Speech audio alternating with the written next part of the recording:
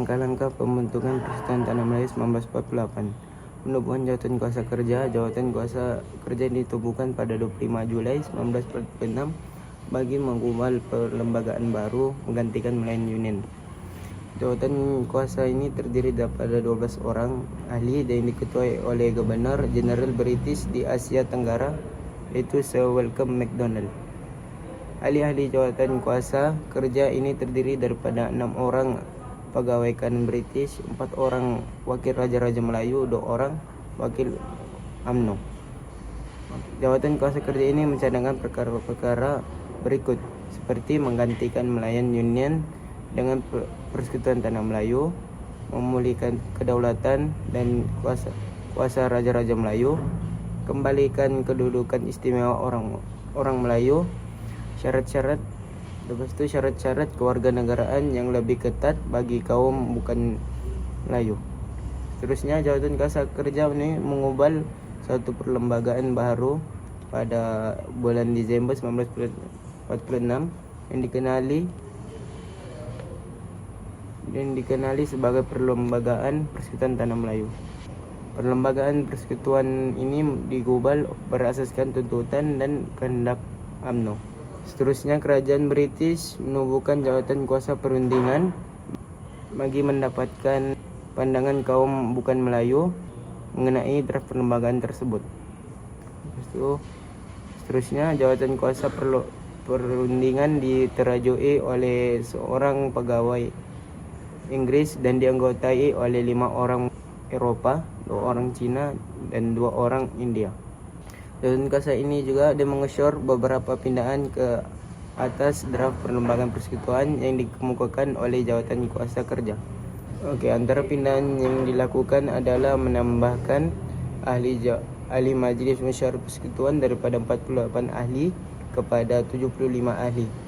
Lepas itu, diorang melantik wakil kaum Cina, India orang asli dan Majlis Musyawarah Persekutuan. Lepas itu, diorang melonggarkan syarat pemberian taraf kewarganegaraan kepada umum bukan Melayu dari segi tempoh mereka menetapkan di tanah Melayu. Seterusnya, Jawatan Kuasa Perundingan telah menghantar laporan kepada kerajaan British pada 21 Mac 1947. Namun begitu, Perlembagaan Persekutuan dapat tentangan daripada kaum orang bukan Melayu dan juga kaum Melayu yang berfahaman radikal. Penentangan AMCJA. Kaum bukan Melayu menubuhkan majlis bersama Tanah Melayu AMCJA pada 22 Disember 1946 di Kuala Lumpur. AMCJA ini diketuai oleh Tan Cheng Lock. AMCJA ini ditubuhkan untuk menyatukan kaum bukan Melayu bagi menentang perlembagaan persekutuan yang dicadangkan.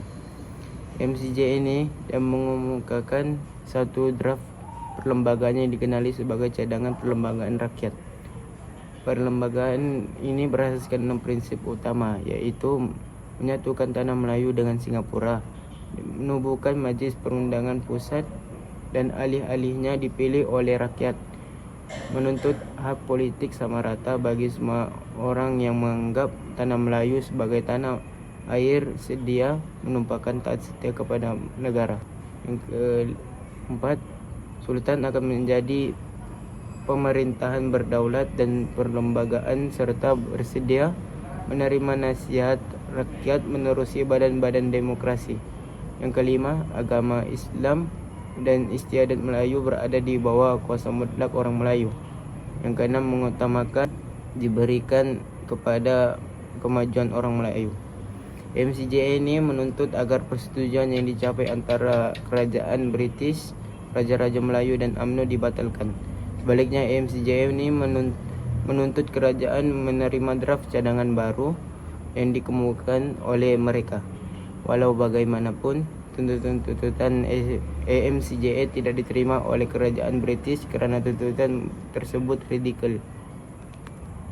Penentangan putera. Sebenarnya, tidak semua pertubuhan politik orang Melayu bersependapat dengan perjuangan UMNO. Parti Kebangsaan Melayu Melaya PKMM di bawah pemimpin Dr. Burhanuddin Al-Hilmi telah meninggalkan UMNO.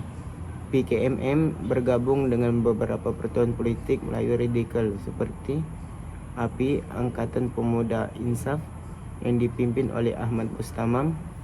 Yang kedua, Angkatan Wanita Sedar Awas memimpin Syamsia Fakih.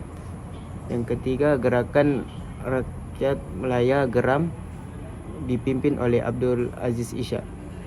Parti-parti politik Melayu yang bercorak radikal ini bergabung dan membentuk Pusat Tenaga Rakyat Putra. Putra ini ditubuhkan pada bulan Februari 22 Februari 1946 di bawah pimpinan Dr. Burhanuddin El-Helmi.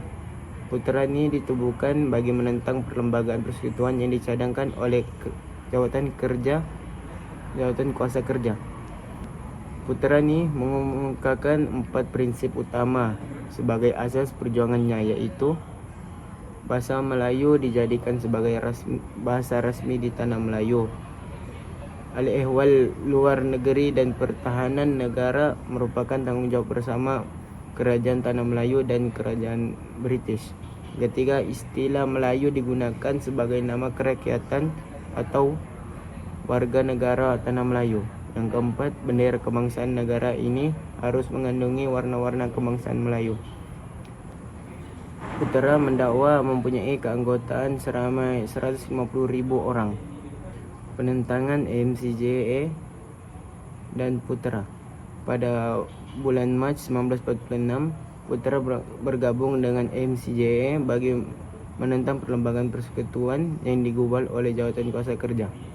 Mereka yang digubal oleh Jawatan Kuasa Kerja, mereka bersetuju menggabungkan cadangan masing-masing dan meluluskan satu perlembagaan baru yang dikenali sebagai Perlembagaan Rakyat.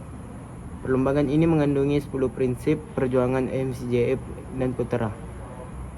Walau bagaimanapun, syur-syur perlembagaan yang dikemukakan oleh MCJF Putra ditolak oleh Kerajaan British.